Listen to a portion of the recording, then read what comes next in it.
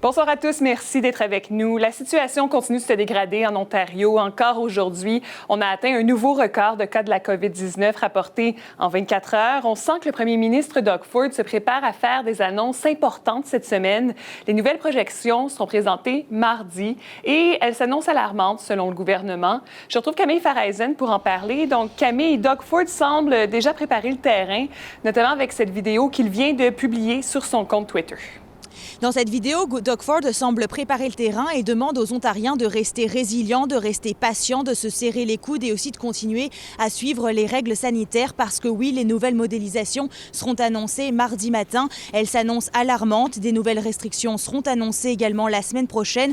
En ce qui concerne un couvre-feu, aucune décision n'a encore été prise, mais l'option demeure sur la table. Et puis en ce qui concerne la vaccination, Doug Ford a aussi dit aujourd'hui aux Ontariens qu'il faudrait de la patience. Ça n'arriverait pas la vaccination de la population générale avant la fin du printemps, voire le début de l'été probablement. On peut écouter un petit extrait de ce qu'il avait à dire. I'm asking one more time. We need to band together. We need to stick together.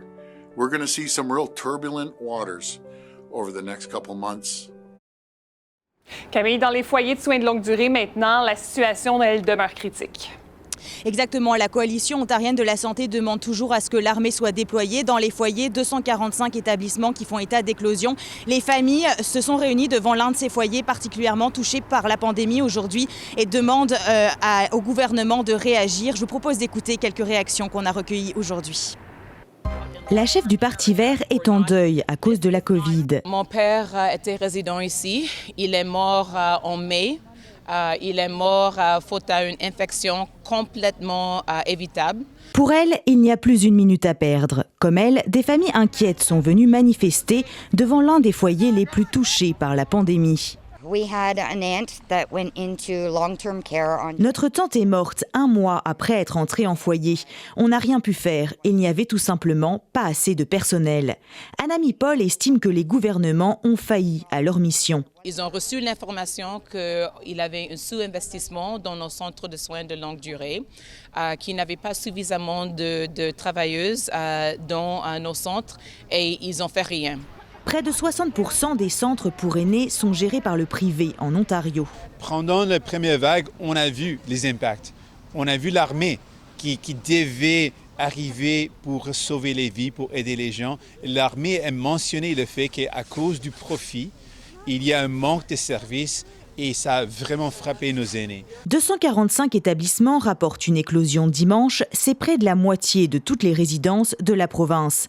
La Coalition ontarienne de la santé réclame depuis des semaines le retour de l'armée pour venir prêter main forte à des travailleurs épuisés et qui tombent eux aussi malades.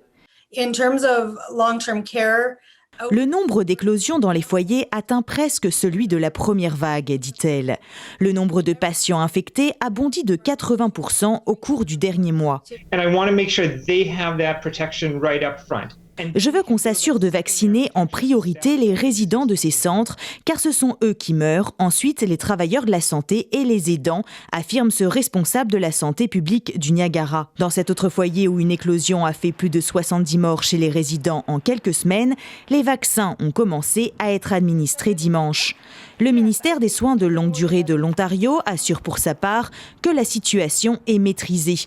Depuis quelques jours, il dit remarquer des améliorations dans les foyers les plus touchés. Ici Camille Faraisen, Radio-Canada, Toronto.